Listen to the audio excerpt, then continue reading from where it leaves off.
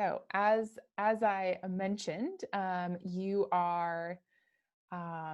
joined the Financial Services Careers Panel, and my name is Kristen, and I am the North American Opportunities Manager, and I'm one of the people who was behind the scenes helping set this up. We had a number of other people, so I'm from the Career Center, and the U.S. Development Team has also been instrumental in setting up this time together. So I'm going to turn it over actually to Leah, and she's going to introduce her team. Thanks, Kristen, and thank you all for joining us today, and to our panelists for being with us as well. So as Kristen said, I just want to quickly introduce myself and the rest of our U.S. development team. So I'm Leah Dalton, and I'm the Manager of Alumni and Family Engagement for the United States. And I work remotely from Maryland, along with 3 other colleagues with us on the call who are also based in the US. So we have Catherine Humphreys, and she's our head of development, and she's located just outside of Philadelphia. We have Lily Nien, who is a gift officer in California, covering the western half of the country. And we have Moira Sharkey, who is also a gift officer. She's in Massachusetts, and she covers the eastern half of the country. So as a team, we work together in the US to strengthen and engage our community of alumni, parents, supporters, students like you. And we also work to build that network through events like this, typically in person, but we're happy you joined us virtually. And we also grow philanthropic support for the university from our US community. So I'll add our contact details into the chat box if you want to reach out to any of us. Otherwise, back to Kristen. Great. Well, I'm going to just stop sharing my screen here with you all, just so we can see who is on with us. So I am delighted to be joined with a stellar panel here. And you can see them because they're likely at the top of your screen with their cameras on. So the next thing that I'm going to have us do is I'm going to have each of the panelists introduce themselves and tell you a little bit about their background and how they got here, why they're speaking on this panel. So I'm going to actually start with Hannah. So Hannah, would you like to start for us? Sure. So my name's Hannah Zaman. I'm originally from Brunei Darussalam on Borneo Island. Graduated 2010 with a master's degree in Arabic and management, and then I went on to get a master's in accounting from Southern Methodist University in Dallas. I've been working at Ernst & Young now for 7 years. I'm based in Dallas, but I work with a team that's based in New York City. So I'm very used to the remote working life. So coronavirus hasn't really changed how I do things day to day. But I work in the financial services group in the tax technology and transformation service. Excellent. Thank you, Hannah. Justin, would you like to go next? Sure. Thanks, Kristen. So I'm Justin Burns. I grew up in Connecticut and graduated St. Andrews in 2008. I've been working in New York since then. Started at Lehman Brothers and then moved to Goldman Sachs in 2010, and I've been at Goldman for the last 10 years. I normally work out of the New York office at Goldman, but now I'm working from my in-laws' home in Cape Cod, which is very nice. Very nice change of pace, but definitely remote work is very different from what I was doing previously. And that's it. Great, thank you. And Brittany, who is not Miles, but is Brittany. Yeah, sorry about that. Miles is my husband's name. He's also a St. Andrews grad. So I graduated from St. Andrews undergraduate program in 2011 with a degree in international relations. After school, I went to work in venture capital in Silicon Valley at a firm called Lightspeed Venture Partners, where I specialized in enterprise software and clean tech. Then I went to business school for my MBA at Stanford. And after Stanford, I raised an investment fund with my husband, Miles, and we specialize in reproductive medicine companies. And so now we run that fund while also operating companies in Los Angeles focused in that field. Excellent, thank you. Great, well, how this is going to work, just for everyone on the call, is I'm going to start asking our panelists a handful of questions that that they can answer for us, that they can give us a basis of their story and their background and their knowledge. And then towards the second half of our time together, I will open it up to the rest of you. And you are more than welcome to ask questions. So as we're going through these questions and we're having a discussion here, I would love for you all to be thinking about what questions you might want to ask our panelists. So the first question that I actually want all of you to answer is, why do you love the work you do? What is it about the field or the industry that you work in that is so compelling to you? I don't know who wants to start that. I guess I could start it. We'll go in the same order. So what I actually do day to day is I deal with the Foreign Account Tax Compliance Act and the OECD's Common Reporting Standard. And what that means is, in response to people hiding money overseas, like, really rich people tend to hide things in Switzerland or the Cayman Islands, we now do jurisdictional reporting on behalf of financial institutions. So I guess the good part about my job is I report to about 80 different jurisdictions around the world on behalf of 35 private equity and wealth and asset managers. And that's a lot of fun, because a lot of those jurisdictions, English is not the primary language. So you're having to translate a lot of official tax documentation. You form a lot of really good relationships with EY local offices internationally. I've actually gotten to travel quite a bit too and meet these people, which was really fun. I mean, going to like Budapest and meeting someone that I've spoken to for a year was really interesting.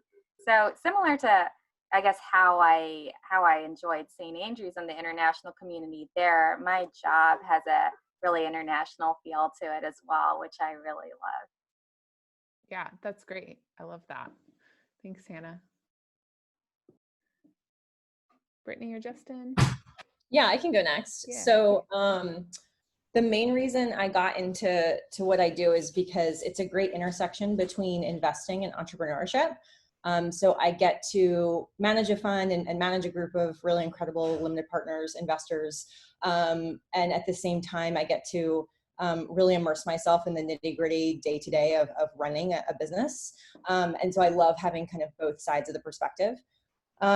In terms of the reproductive medicine space, really interesting space from an investment standpoint. There's a lot of interesting tailwinds, lots happening in the space from like a technology change standpoint, et cetera. So you're always on your feet. But it's also got a great international aspect, which also attracted me. And again, like what Hannah was saying, one of the reasons that attracted me to St. Andrews was being abroad. I've always loved that. And a lot of our patients come to us from all over the world. Most of our patients do. So I'm constantly having to understand new markets and work with people all over the globe, which I absolutely love.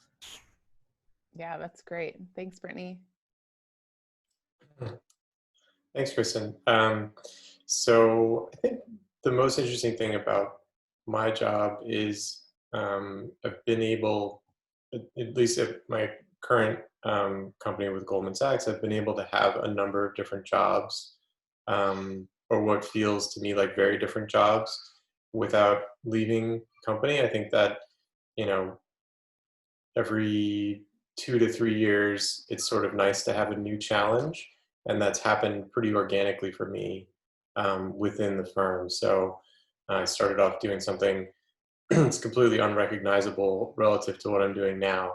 And being able to kind of grow and learn and try new things has been a really exciting and fun way to kind of build a career.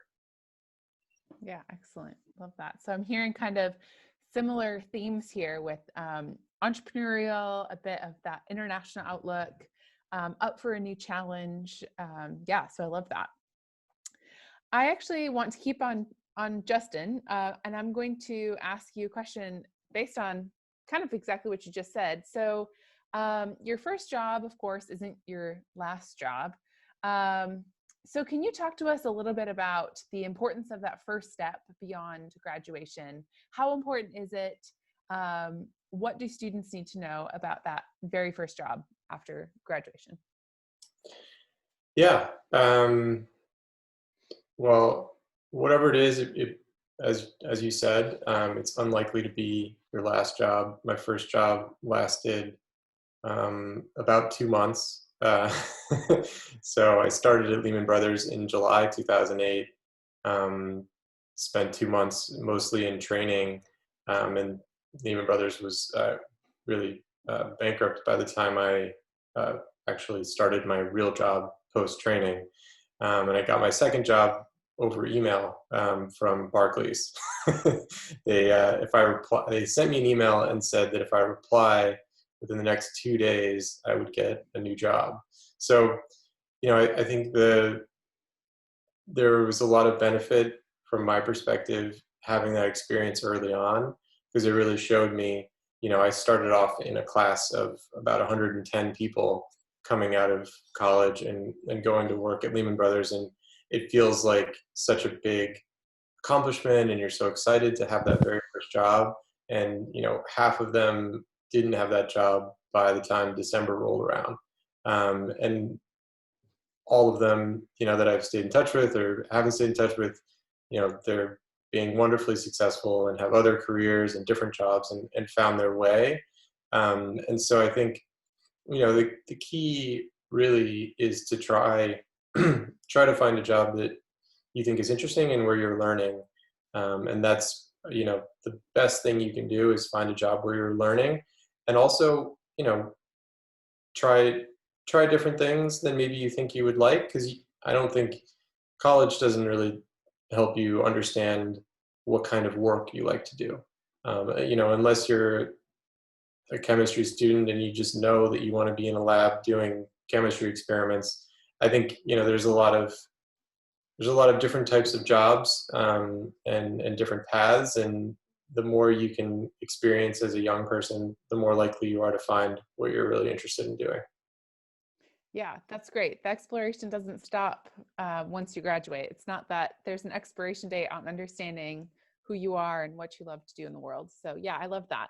In terms of, and this is a question for everybody, in terms of, number of students are in various different years throughout their time at the University of St. Andrews. What does a St. Andrews student do to prepare for a career in financial services? What can they be doing right now at their time at university?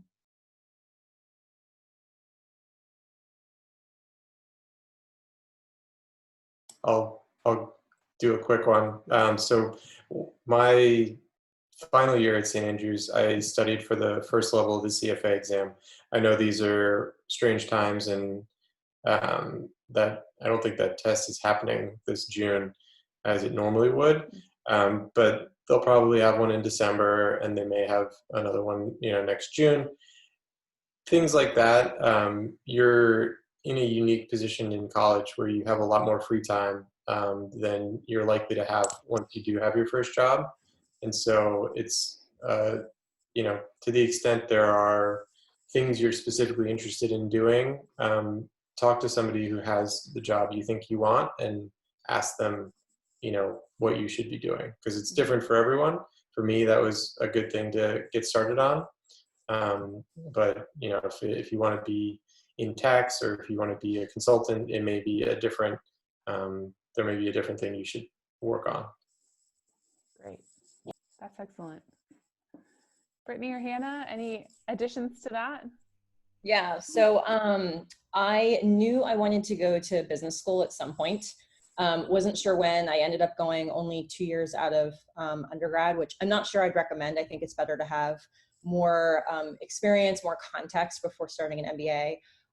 But that aside, I did use my final years at St. Andrews just to study for the GMAT, apply to business school, get all that out of the way, because it's not something I would love to be doing while working. You're just getting adjusted to a whole new routine, whole new career, probably a new country if you're not staying in Scotland. So that's something I think it's a really good use of your time, just to get all of that out of the way, if that's something that you think you want to do. Great. Thanks, Brittany. And I guess to that point as well, if you know kind of the area, like the subsector of finance you want to be in, and you know that it's heavily regulated or there are a lot of credentials you need to get in there, it'd be a good thing to research that before you leave college. Because as an example, I mean, I'm a CPA, And to be a licensed CPA in the United States, every state has a different requirement and every state has a different license. So you have to be aware of that if you want to practice in an area in the US that is very heavily regulated. Yeah, that's excellent. And I'm sure in your situation, that might even be even more complex, working in one state, but being employed in another. Yeah, exactly. I had to qualify for the license in both states. Okay. And in Texas, I think Texas is actually the strictest, where you need a certain number of higher education hours that are dedicated to accounting. So they were able to transfer a lot of my management school credits from the University of St. Andrews over, but then I needed to supplement it with a master's in accounting from a US accredited school as well. On that note, and Brittany, you mentioned it with business school. Can you talk to us a little bit about applying for business school right out of undergrad? Should they wait? Should they go for it? And what is that process like for applying from the UK to the US? Mm-hmm, sure. So I'll answer your last question first, the process of applying from the UK to the US. To be honest, it was much more straightforward than I thought. I worried that I only applied to 2 business schools, but I was worried that both of them would get my grades and think, what does this mean, et cetera. St. Andrews was actually very helpful. They provided like a cheat sheet for the schools, just underlying, just explaining what all of that meant. And the business schools usually have pretty international student bodies. So it wasn't anything new to them. So I really did not need to be worrying about that. I actually think that applying from St. Andrews helped set me apart. There were 3 people from St. Andrews in my class in business school, actually, which my class was only a couple hundred people. So it was a lot, actually. A pretty big percentage of the class was from St. Andrews, which was kind of funny. So that's not something I would worry about too much. In terms of when to apply to business school, I just thought, I want to get it out of the way. I want to be able to apply to jobs knowing what, is kind of coming down the funnel in the next couple years. So it seemed to make sense to me, kind of laying out that roadmap for myself and applying now. There's a really interesting program that Stanford has called it's not formally called the 2+2 program. Harvard has a program called the 2+2 program, but I wrote Stanford and said, can I do something like that where I apply now, get accepted, but then defer for 2 years so I can work first and get that context so I can just get all this out of the way. And so that's why I did kind of this funky process.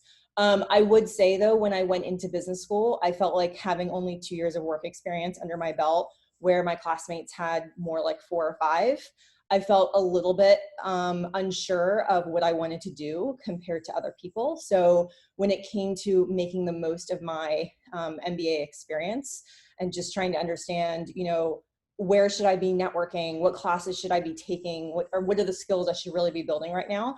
I had a lot less of an understanding of just how best to use my time because I didn't know where I was going yet. So I'm not sure I would recommend that. I think if I'd waited even just another year or another 2 years, it would have been better. All turned out fine, but that's just my 2 cents on how it worked for me. Yeah, so having that practical real life experience could be really helpful when you're in business school. Yes, definitely. Great. Excellent. Hannah, what about you? Because you applied to a program as well.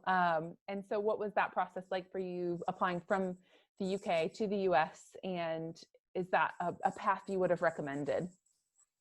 I got my transcript formally evaluated by the University of Texas. So I know that the University of St. Andrews gives you a rough GPA equivalent to your grades, but they formally analyzed all of it and gave me like this is what you should have if you went to a US school.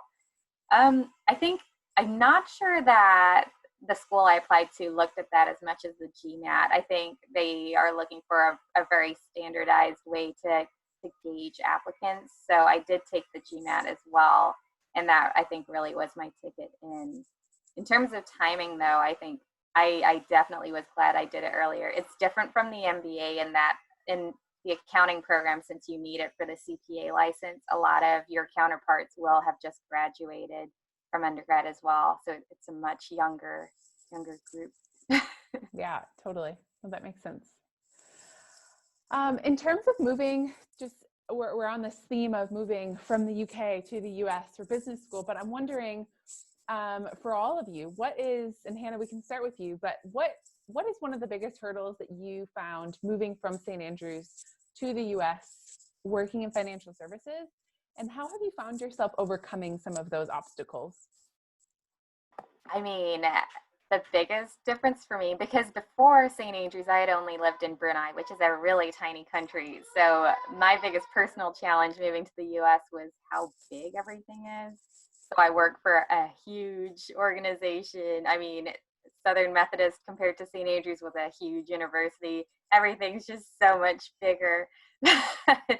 But in a way, I think being at St. Andrews really prepped you for that, in that we're already so different. So you're in a big pond, but you're already quite a unique person. Yeah, love that. Thanks, Hannah. Justin or Brittany? Yeah, for me, I think the transition wasn't too crazy. Having grown up outside of New York City, I was relatively comfortable moving there and working. I think, the discipline and routine that comes with most financial services jobs, is a very different pace of life from my student experience at St. Andrews. So I think there's definitely an element of kind of being ready for that, and making sure that's something you really want to do. But I think you end up with a lot of advantages. I mean, most of my peers, even starting at a large investment bank, really had no concept of like what a foreign currency was. And so you have a lot of perspective that is sort of intuitive after you spend some time in St. Andrews and traveling, if you've done any traveling around Europe, that I think you have to remember is helping you and preparing you a little bit in ways that maybe other people are not as ready. Yeah, that's great. Thanks, Justin. Yeah, I don't think I have much to add. The transition for me was not difficult. I'm American. I'm originally from Philadelphia, so I was going out to California, but that wasn't exactly a huge move. So I think St. Andrews prepared me really well, because I have the impression that the undergraduate program at St. Andrews, at least in IR, is a lot less structured than what you would typically see in like an undergraduate program in the US. So I think there's already an element of self-discipline that you're learning throughout your whole degree. So no, I think it was actually very smooth. I was pleasantly surprised. Great, excellent. Okay, to everyone in the audience, I'm going to ask one more question, and then I would love for you all to join in and ask some questions. And so I will cue you in, but the last question I'm going to ask you all is, it's commonly known in the financial services industry that you have to know early what you're going to be doing, because there are a number of steps that it takes to get into this industry, or at least that's the perception. I'm going to put it that way because I want you all to answer.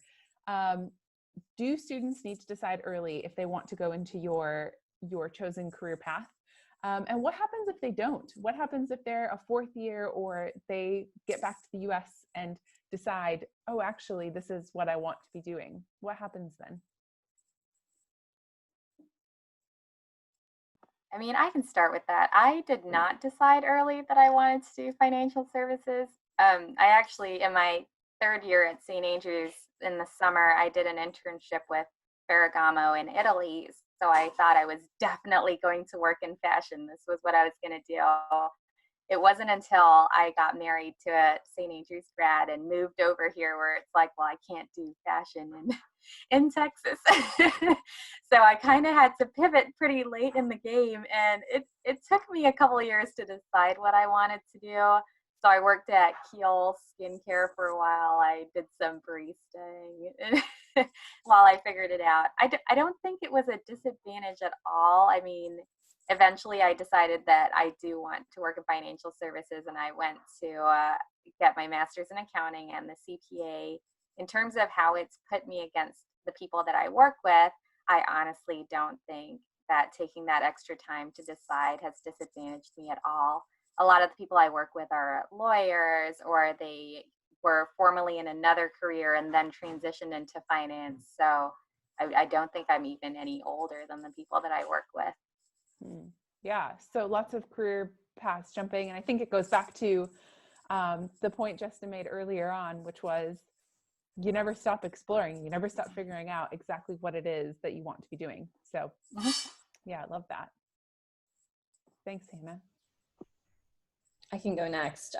So I had no idea what I wanted to do until probably in the last like 4.5, 5 years, which is for how long I've been doing this. I do think that in order to kind of go the route I did, which is like raise your own fund, et cetera, you have to spend a lot of time investing into your network and really building trust.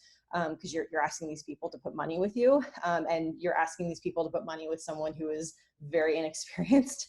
And so there's a huge element of just building up that network and working with those people for quite a while before you're able to take that next step. So, but there's definitely some preparation with that respect. But I can't pretend that I had any idea when I started building those connections, et cetera, that I would be drawing on those to eventually create a fund. It was not at all that intentional. Great. Thank you. Yeah. So for me, I did decide fairly early on that I wanted to work in finance. And so that, I think a lot of people think of working in finance as joining an analyst program out of college. And it's true that if you want to do that, you probably do need to start early. But as I think everyone has sort of described, people have long careers. So the first, 2-year analyst program may be a track that's kind of well followed, but there's lots of ways to come to finance either later, after an MBA or after a master's degree of some kind, or just naturally over time. So, when you look at the body of people who work in finance, a lot of them, may have started off in an analyst program right out of college, but there are many, many more examples of people who come to it, through another path. Great. Excellent. That's really helpful. I think I'm seeing the diversity of experience here and how different ways you can come to this profession in many, many different ways. So I shouldn't even say profession, come to the industry in many different ways. So yeah, I love that. I am going to open it up to our audience here. So if you have a question, would love for you to unmute yourself. And if you feel like you want to turn on your camera, you're more than welcome to do that. And you are more than welcome to ask anyone a question. So it looks like Kathleen has jumped in. Hey, just thank you firstly, everyone, for doing this. I really enjoyed it and found it very informative. Hannah, what you just mentioned about wanting to work in fashion, first of all, until last week, I wanted to study fashion, but because of COVID-19, I've been thinking like, I need to be stable in my job. And this is kind of, I guess it's a bit more of a personal question, but how did you find your passion, Hannah, in financial services? And like, what sparked you going from a creative route to this financial, like, I'm worried about it not being creative enough. Yeah, that's a good question. So it's creative in a very different way. I wouldn't say creative so much as inventive thinking oriented. So I guess I don't work in a very traditional financial services group where I think I started out doing tax returns, which was crazy. And now it's more kind of people are like, well, this new fund has opened up in the Marshall Islands, figure out how we're going to submit there. And it's more kind of troubleshooting and nobody has a laid out plan for you and you kind of are on your own to figure out how to work it. So I think that is what drew me to it. It's not like a 9 to 5, like I'm doing the same thing every day job. Every week I get a different challenge that I have to think of and solve on my own pretty much. I see that does sound appealing. Yeah. Thanks very much. No problem. Yeah. Thanks, Kathleen. Other questions from the audience? Looks like Jack is coming online here. Thank you very much for putting this on. I was wondering, in terms of being attractive to an employer, I feel like everyone thinks that they have to be in like a committee or something, and if you're not in a committee, you're just not going to be attractive to anyone. But is there ways that you can prove that you're sort of driven and disciplined through doing things like online courses or anything else? And is it the be all and end all to be involved in a committee somewhere in St Andrews? Great question.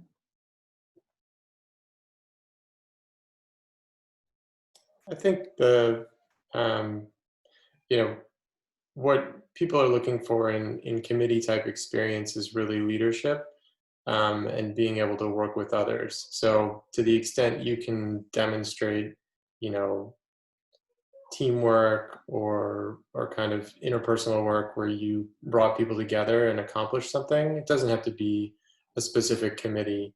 But as long as you have a story or an example, where you worked with more than one other person probably to do something, that's really the point of those, is to give you an opportunity to talk about, an accomplishment that, was a result of a group effort where you actually got along with people and were able to work with them over a more extended period of time.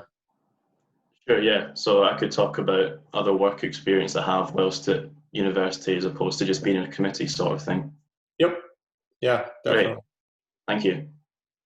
That helps a lot.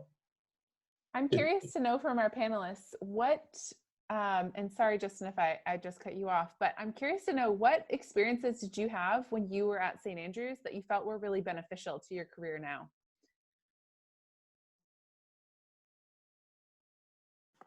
I guess I could start. I think the Management Society is still around. So I was on the founding committee of the Management Society.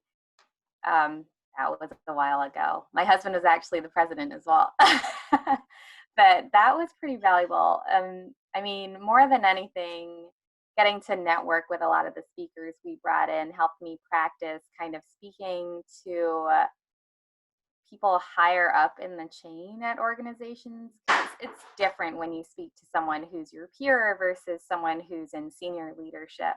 So that I found really helpful. I actually also, I think, got to speak to them about what they find valuable. And this is I ran BioSoc and PsychSoc and some other societies also with my husband. So I think that helps. You're definitely demonstrating leadership. You're putting on major events. You're working with a team. I agree with what Justin said about that's what people are looking for you to demonstrate through those experiences. I think that's absolutely right. I also spent my summers working as much as I could with interesting internships.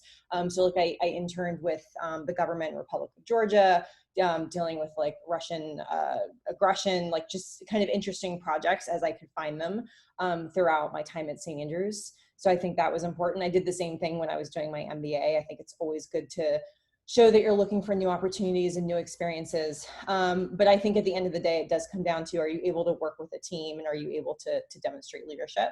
I do think that, so I majored in IR, but as I mentioned, I was really involved with the Psychology Society and Biological Society, which is kind of weird. But I think it helped me showing that I had that like interdisciplinary focus and that I was interested in things outside of strictly my major.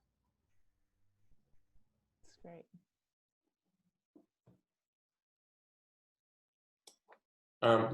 I'd say the most work relevant things I did were presentations for the Global Investment Group and some of the networking events that they did. I was never on a committee for that, but participating was certainly helpful in kind of meeting people and doing some presentation work. The other experiences are, mostly socializing with people, and kind of to the other people's point, getting comfortable in groups, getting comfortable, at events and kind of meeting new people. Great. Thanks, Justin. other questions from our audience here? Looks like Dan's jumping on. Hi, Dan. Hey, folks. Thanks so much for your time today, by the way. Sorry about the disheveled quarantine look as well. So quick question, especially kind of for those who went through the MBA program. I'm actually applying right now to business school. And I guess any kind of suggestions or insights that you had when you were in the application process or after you got into business school, how you made the most of it. Obviously adapting anything you used at St. Andrews, but mainly kind of how did you get through that application process and what would you have suggestion-wise to someone who's applying? Sure, so I can take this one. So for the application process, I don't think I have any particular guidance, to be honest. My main focus was the GMAT and just making sure that I was, within the test score range that they typically look for. I think I had to take the GMAT 2 or 3 times to get there. So definitely that was important. The interview, I don't know which schools you're applying to and what kind of their interview process looks like, if they even have that right now. But that was absolutely key, just making sure that you're really interesting and memorable. So many people are applying to these schools. And I expect that because of coronavirus, a lot of people are going to be maybe looking to continue their education or something like that while the job market is a little crazy right now. So it might be even more competitive. I'm not sure. That's just a wild guess. But I do think just being very engaging during the interview is absolutely important. And I think, when you are in business school, it's all about the people. Like, yes, I learned things during the MBA program for sure, but what you come out of it with is the network that you build. So you need to be, getting drinks with your professors and, getting a fantastic internship for that time in between your 2 years if you're doing a 2-year program. And you absolutely want to be coming away with, lots of great connections because all those people are going to go away and do amazing things. And so that I think is like 95% of the value of the MBA program. It's not so much learning like key skills. Great, thank you. Yeah, great question, Dan. Thank you. Anyone else want to add on into anything there? I think one thing that is to the point of kind of standing out in an interview, as some of you may be Americans applying to schools in the U.S. or applying to jobs in the U.S. It's difficult to understate how interesting St. Andrews is. And how important it is to have like a crisp story that you've practiced and told to a number of people about why you went to St. Andrews, what you got out of it, what you enjoyed about it, and kind of recognize that really differentiates you from almost anyone else applying to the program you're looking at or job you're looking at. That's it's a real opportunity and a great opportunity to differentiate yourself. Yeah, I 100% agree with that. Yeah, and I think there were a number of things that you spoke about really early on that everybody can be highlighting in their applications, whether that's for an MBA or another graduate program or a job interview. And those are the things like your international outlook, being entrepreneurial, creative, go-getters, team working, all that kind of stuff are the types of things that, correct me if I'm wrong, but employers and graduate schools will be looking for. Yeah, that's great. Anyone else have another question that they'd like to ask?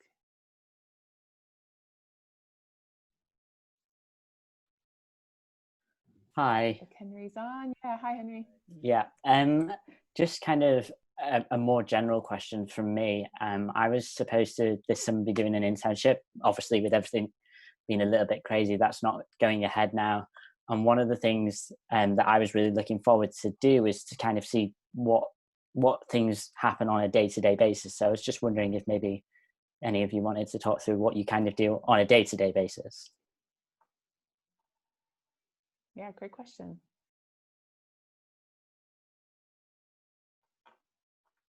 I can, oh, did we freeze? Yeah. I can Nope, go kick for that it. off. So I actually recently changed roles within Goldman. So what I do now is as of a month ago, very different from what I was doing. But, basically I log in from home, read emails, have maybe 4 or 5 Zoom meetings a day with different people. I spend some time in spreadsheets. I spend more time on PowerPoints than I would like. And that's it. I think there's once you're a few years out from school, you usually are making your own schedule to some extent. You may have standing meetings with certain people once a week or twice a week, and those you do your work to prepare for those. But a lot of the rest of it is really figuring out what is important and trying to accomplish it on a reasonable timeline. And so I think we're doing an abbreviated summer internship program at Goldman. Normally it would be 10 weeks and people would come into the office and get you coffee and you'd have a lot of meetings where you just introduce yourself and figure out if you're comfortable in that environment. And I think the challenge, and I'm experiencing a little bit with the job change that I had, is meeting people over Zoom for the first time and really collaborating with them in a detailed way on particular pieces of work is a little bit harder when you're not in person and you haven't built any trust with that person. So I think it's, for people starting out or looking to build new relationships, you really have to put in some extra effort to get to know people and make yourself available over Zoom, over phone calls, whatever it is. You may not be able to do that internship in person, but if you reached out and said, I'd love to do a piece of work for you, whether it's a research paper or a project of any kind, that employer is going to, even if they say no, they're going to appreciate that you put in that effort to say you'd be willing to do it. Maybe show them a project you've already done and say, here's what I can do. I'd love to do something like this for you. Are you willing to make time to work with me? Because it's a tough jobs environment, and it's a tough environment to build new relationships. So unfortunately, I think you have to put in maybe even more effort than you normally would. Mm-hmm. Great, thanks, Justin. So I can go next on the day-to-day question. So what I love about my job is that every day is completely different. Some days it's dealing with kind of high-level strategic issues. Other days I am more kind of bogged down in people issues. A lot of what I do is just managing my teams and making sure that they have everything they need to succeed. Our team is about 60 people right now, and they're in reproductive medicine. So it's a lot about me learning to, manage physicians and manage embryologists and managing folks who are a lot smarter in very technical things than I am. So I'd say that's probably 2/3 of what I do, is trying to empower those teams and making sure that they have the data and the support that they need to really perform well. And that is absolutely the hardest thing about what I do. People management is insanely hard, and I think it's really hard to appreciate that until you're into it. But like we were talking about before, getting that experience of demonstrating the teamwork and the leadership is absolutely crucial and will serve you well down the road. And then, other days I'm just kind of bogged down in data and trying to make smart decisions based on what I'm kind of seeing in the company. And then also just managing my investors, making sure they feel like we are communicating effectively, especially during coronavirus. I'm on calls with them probably at least once a day, just making sure they feel confident that we're doing all the right things and that they're being kept in the loop, because over communication is something that's really important during a time like this. Mm-hmm. Great, thanks. All right, I guess it's my turn. My day-to-day is very different. I think I spend about half my day on calls with clients. Because I've always worked remotely, it's really important to reach out to them regularly, I guess keep that strong connection with them going. So that's about half my day. The other half would be kind of reading about legislative changes relating to what I do, and then data mining. We do a ton of data validation, data cleanup. That's a lot of my job. for our interns that start with us, I think their typical day-to-day is we really try to get them comfortable with the basic tools they need to work with us. It's not really getting to terms with like the nitty-gritty of the technical legislation or anything. It's more getting them comfortable with the basic Microsoft Office suite, for example. We want them to know PowerPoint, Word, Excel really well. I think lately things like Power Query, we're trying to get a lot of our interns to start using because it's the new VLOOKUP. So, I mean, an intern's day would be very different from my day, but it's typically, we want them to be very comfortable with the tools that we use on a day-to-day basis. Great, thanks, Hannah. Henry, did that answer your question? Yeah, thank you so much. It was really insightful, definitely. Great. Well, we're wrapping up our time here. If anyone else has a question they'd like to ask, I can take one more question.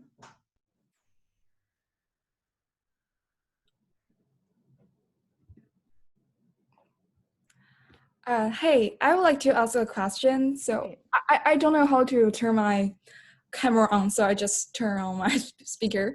So thanks so much for all of your like sharing experience. So I want to ask how to conduct industry and firm research in more detail, since like all of you mentioned the importance of research and the preparation. So I want to know how to really conduct industry and firm research in more detail. Thank you.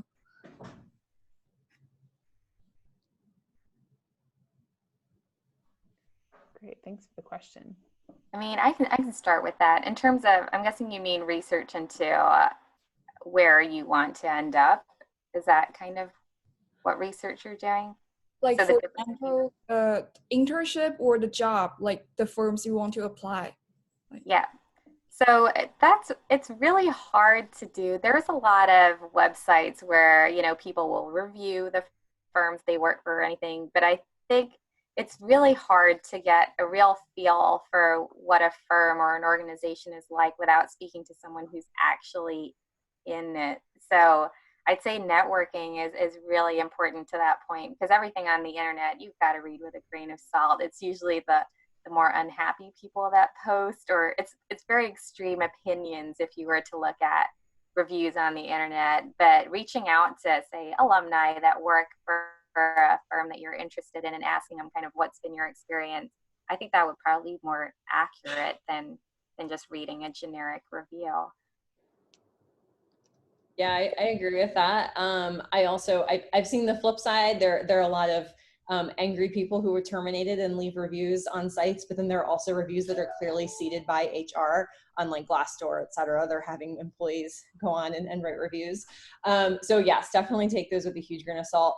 I think using, you know, if you're interviewing with a firm, I think making good use of that interview and kind of interviewing your interviewer in some ways. So asking like, what is the worst part of this job? Like, what do you love about it here? You know, what's kind of were the biggest challenges you faced when you joined? Things like that. I think it helps showing that you're really trying to do your research on the company. I think that can go a long way in an interview, but I think it's just the answers you get are very, very valuable. So I would always make good use of any interaction you actually have with the company to get a sense for what is this job really going to be like.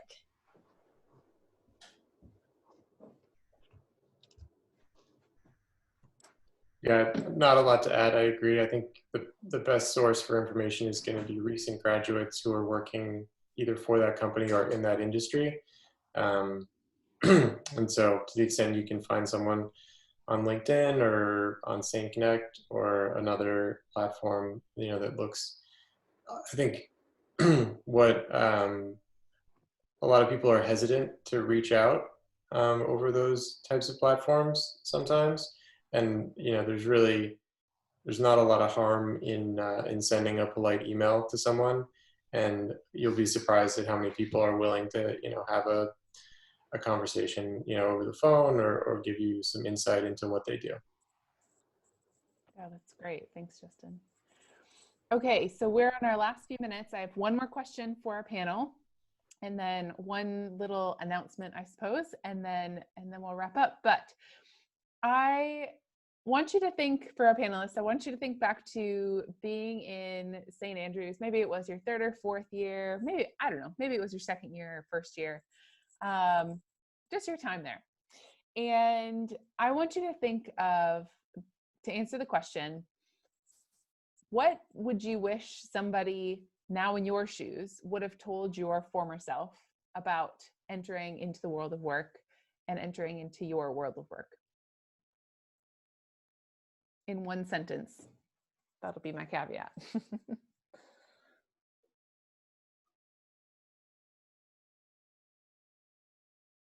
All right, I can start. I wish someone had told me, be adaptable, don't over plan. It's very easy to make plans and be like, this is how I want my life to go from here on out, that things are constantly changing. I think the most important thing is to be adaptable. Don't let change get you down. Yeah, I love that. Thanks, Hannah. Yeah, I agree with that. I think for me, it would be what you will be doing 9 years from now is nowhere near what you think you'll be doing. And that's okay. And you'll learn to kind of grow into that role. So just kind of go with it. Thanks, Brittany. It may not be the best time to say this, but enjoy your time at St. Andrews, because it's really a lot of fun, and probably less work than you'll do at any other time in your life. Great. Thanks, Justin. Appreciate that. Well, let's, wherever you are, we'll give you a huge round of applause to our panelists here. Thank you so much for your time and your insights and your energy. It looks like Ellen's giving you the clapping hands there. Yes, thank you so much. This has been really insightful, very helpful. To everybody in the audience, I just want to put one last plug out there. Justin had mentioned the importance of reaching out. Hannah and Brittany both mentioned the importance of networking throughout this time. And you might be wondering, well, where on earth do I start doing that? So if you haven't yet signed up for St. Connect, so St. Connect, if you go to the website, you'll find it. This is the Career Center website. You will find how to log on to St. Connect. St. Connect is the St. Andrews Global Online Network. There are over 3,000 alumni who are in that platform at the moment, who are wanting to answer your questions, who are interested in helping you get from point A to point B, as these three are. That's why they're here today, is because they want to help you. They want to see you be successful to get from point A to point B. So absolutely utilize that platform, because it is important to know people, and the lucky gift that is being part of the St. Andrews community is that the St. Andrews community is global, is very engaged, and there are people doing very interesting things all over the world. So definitely take advantage of that, and definitely get yourselves signed up for St. Connect. And on that note, I am going to wrap up our conversation here. So thank you again to our panelists for your time and your energy and your effort here. Thanks to the U.S. Development Team and to the Career Center for hosting the call. And if you have any follow-up questions to the students who are on the call, feel free to send an email to careers@, and we'll get those questions answered for you. So excellent. Thank you. Thank you all so much. Bye. Bye.